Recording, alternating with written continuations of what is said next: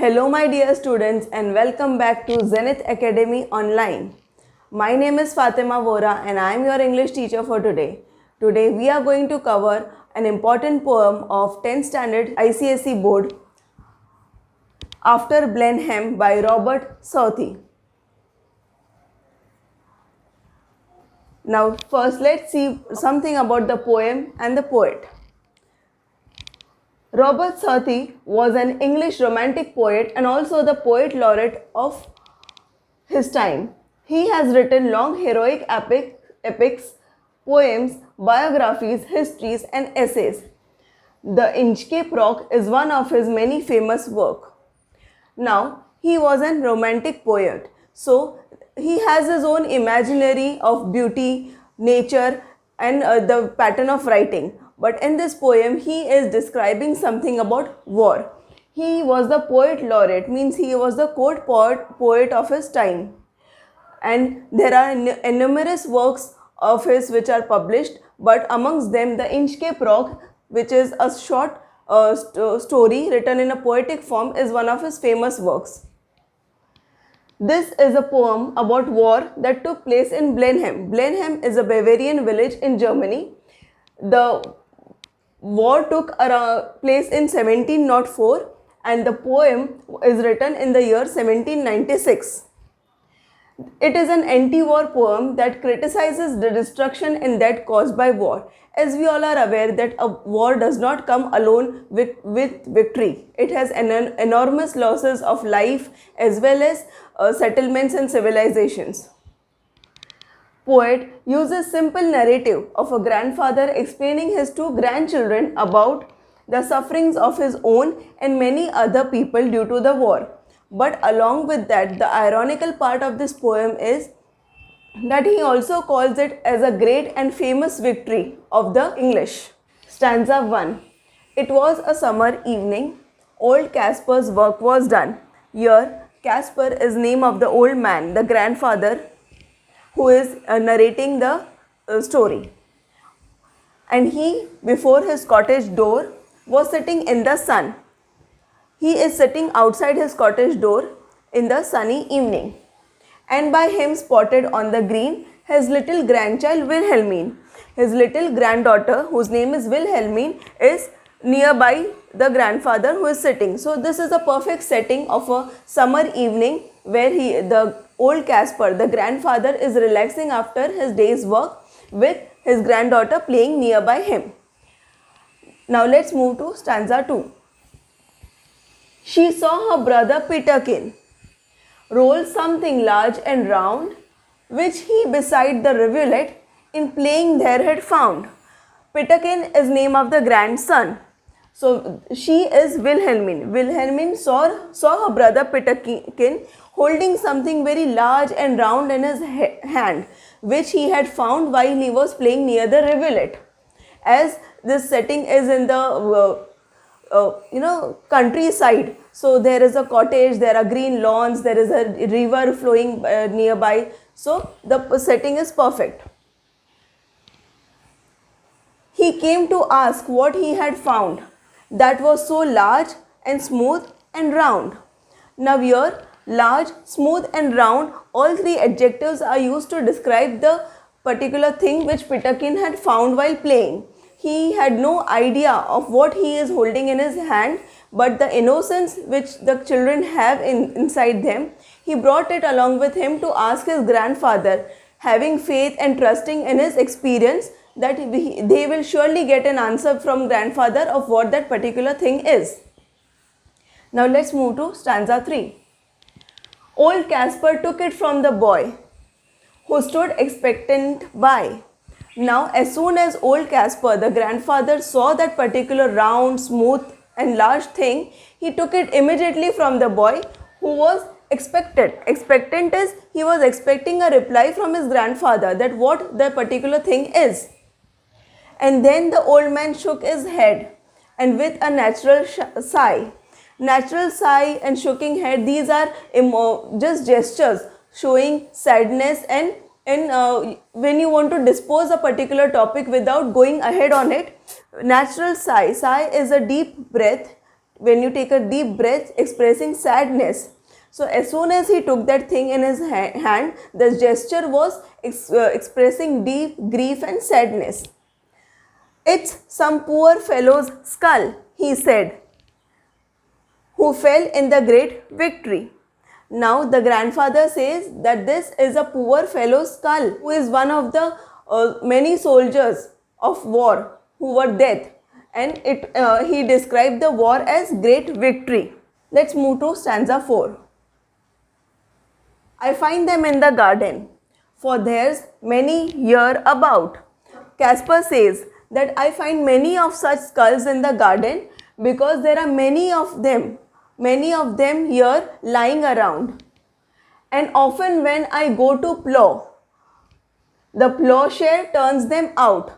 The plowshare is the teeth, the front part of the plow, which you use to dig or turn up the mud. So Casper says that whenever I go in the fields to turn the mud, to plow the field, I find many such skulls underneath the mud, and they come up, they turn up when I plow the field for sowing seeds. For many thousands men, said he, were slain in that great victory. Again, Casper describes the war as great victory. This is ironical, as in the above sentence we see that he finds skulls of soldiers in the surrounding neighborhood, but still he calls the war as great victory. Slain means killed. So there were many thousand soldiers and men who were killed in the great war, but still it is a great victory for them. So Casper doesn't remember the war as much as demolishing, but he remembers it as a great victory.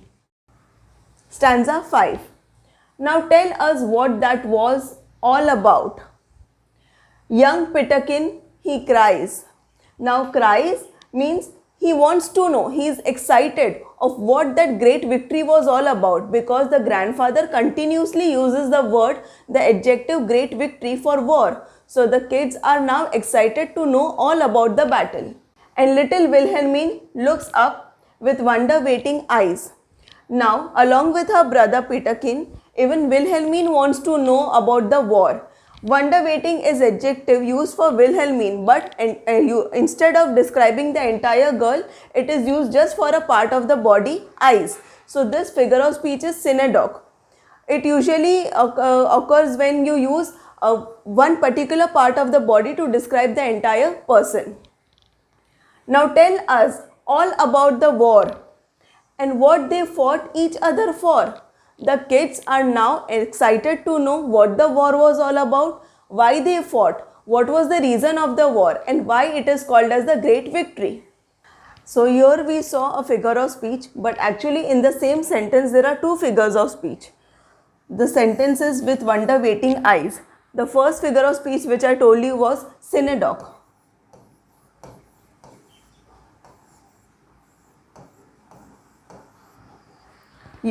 Synecdoche is used where a particular part is used as a representative of the whole. Like for another example, we say the crown is responsible for its kingdom. So crown is just a part of king. Actually the king is responsible for his entire kingdom.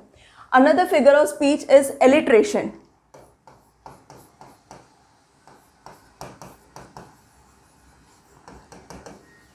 Alliteration because the sound of W is used again and again for creating the poetic effect over here. I hope you remember these two figures of speech. Stanza 6. It was the English, Casper cried, who put the French to rout. Now here cried means Casper has got excited, and in that excitement he says it was the English who defeated the French. Rout is defeated. So English defeated the French, and that war is called as the Great Victory or the infamous war. But what they fought each other for, I could not well make out. Now though Casper says that it was a great war, it was a great victory, famous war, but still he doesn't actually know that what was the reason of the war, what they fought each other for. But everybody said, quoth he, quoth means said, that it was a famous victory. Now Caspar has accepted the fact that no matter he doesn't know the reason of the war, but still everybody over here is the state propaganda as well as the common man, like Caspar. Each and everybody believed that the war was a great war and it had brought great victory to English. Let's move ahead to stanza 7. My father lived at Blenheim then. Now here, old Caspar, the grandfather, is telling about his own sufferings which had happened during the war. Yon little stream hard by. Yon is beyond. So, yon is the short form of the word beyond. He says that since he was very young, his father and his family lived at Blenheim then. Then means during the war, the period when the war had happened. Beyond little stream nearby. So they lived in the setting has been described over here that they had a small house with a stream nearby. They burnt his dwelling to the ground. Dwelling is house. They means the French and English, the people who were into the war, burnt my father's dwelling, which is house, to ground. Ground means it had completely burned to ashes. And he was forced to fly. Now fly doesn't actually mean fly, means he was forced to leave that particular place and go away. So with his wife and his child he fled. Child over here is the old Caspar himself. So his father had to leave that particular place along with the child and his wife. Nor he had where to rest his head. And unknowingly where to go, he had no shelter, no place where he could rest his head. Now, when we rest, do we rest our head alone? No, we rest our entire body. So here also the figure of speech is synedoche, where only head is used to describe the entire body, which is a rest. Let's move ahead to stanza 8. With fire and sword, the country round was wasted far and wide. Now, the entire country was full of fire and sword. Fire and sword means everything was burning. Each and every person had sword in their hand because the war was on. And was wasted far and wide means entire civilization along with human beings was wasted. Life was wasted and everything was devastated. And many a childing mother then and newborn babies died.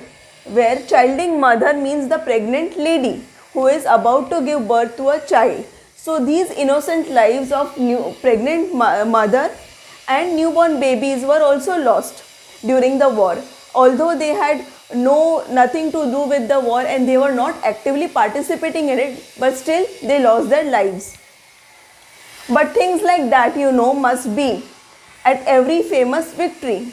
Now, although, just see the irony in the paragraph, although the entire country was burning, innocent people lost their lives, still Caspar describes it as a famous victory. And he has accepted the fact that whenever we have such great and famous victories, all such things tend to happen over there. Let's move to stanza 9. They say it was a shocking sight after the field was won. Now after the battle was won, the sight of the particular land was shocking. For many thousand bodies here lay rotting in the sun. So many thousands and thousands of soldiers and innocent lives were lost that there was no place of proper burial. So their bodies, dead bodies, just lay rotting in the sun. Nobody was responsible for disposing them or having a proper cremation or burial of those bodies. But things like that, must be after a famous victory. The same irony continues over here. So many people are lost, lives are lost, the bodies are not buried. The sight is shocking to see, but still Caspar says that such things, must be. It happens whenever there is a famous victory. Let's move to stanza 10. Great praise the Duke of Marlborough won, and our good Prince Eugene.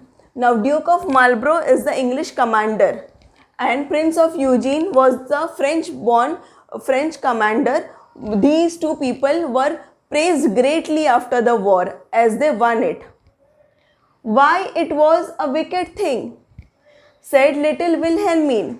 When grandfather says that these commanders were praised hugely after the after the fight for the victory, but it is not accepted by the little Wilhelmine. She says that the war was a wicked thing. So what is the need of praising these commanders? Nay, nay, my little girl. Now, nay, nay means no, no. My little girl, quoth he. Quoth is said. Grandfather said, no, no, my little girl. It was a famous victory. He is also trying to make the kids accept and understand the fact that no matter whatever losses happened, whatever kind of devastation and demolition happened, but still it was a famous victory. Stanza 11. Everybody praised the Duke, who this great fight did win. But what good came of it at last? Quoth little Peterkin. Now after Wilhelmine, even Peterkin is not ready to accept this fact. He is saying that no matter everybody praised the Duke after the war because they won it, but what good did he find out of the war? After the entire war is finished, what was the good that happened? Nothing, because it was just simply loss of life and civilization. Why that I cannot tell, said he. Said he means Caspar. He says that I cannot tell you what good happened of the war, but it was a famous victory. Now, again the same fact grandfather is trying to explain the grandchildren that you never know what the actual reason behind this war is, but we just know and we have to accept the fact that it was a very famous victory. So let's have a recap of the entire poem. Caspar and his grandchildren Peterkin and Wilhelmine are the three characters described by the poet who are narrating the entire episode of the war. On a summer evening, when Caspar is sitting before his cottage door, Peterkin finds an unusual thing, which is a human skull, while playing and starts questioning about it. Caspar tells the kids about the war, where English defeated the French, and many similar skulls were found when he plowed the field, because thousands and thousands of soldiers were dead in the war. Children's curiosity leads to many questions and the purpose of the war. But Caspar could only say that it was one of the famous victories which burned many houses, including his own, led to that of many pregnant ladies and newborns too. Also, many bodies lay rotten in the sun without getting proper burial. So that was a very devastating sight to see after the war. Kids find the war wicked and purposeless because till the end of the poem, they don't get any answer from their grandfather that what good happened after the war or what the purpose of the war actually was. The poet strongly criticizes the horrors caused by the war, as it is a very inhuman thing to happen. I hope you understood the poem well, and if you like the video, please do share with your friends, press the like button and subscribe to our channel Zenith Academy. Thank you.